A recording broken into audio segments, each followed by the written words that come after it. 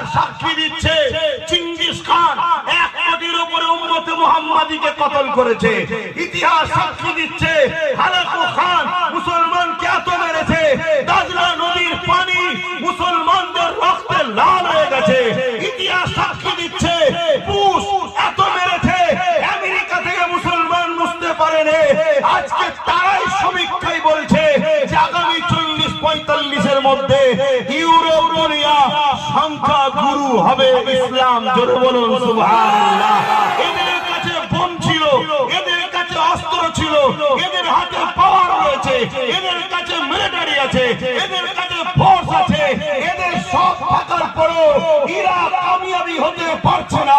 মুসলমান খালি হাতে খালি পায়ে বদরও বিজয় করেছে, ওহুদও বিজয় করেছে, খন্দকও বিজয় করেছে।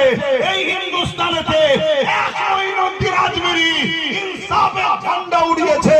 এই যে ইতিহাস, এই ইতিহাসকে তারা রিসার্চ করছে যে মুসলমানের হাতে তো কিছুই নাই, এদের তো কোনো পদ নাই, না জজ আছে, না উকিল আছে, না ডিএম আছে, না বিডিও আছে, না আইএস আছে, না আইপিএস আছে, না মন্ত্রী আছে, না এমপি আছে, না সিএম আছে, কিচ্ছু নাই।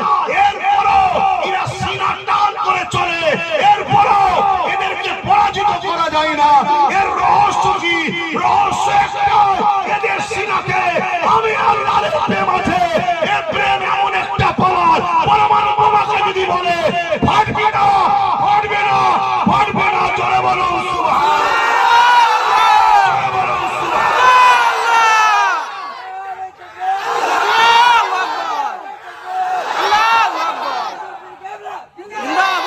এই জন্য নবী থেকে সরাতে চাইছে আল্লাহ দোহাই দিয়ে।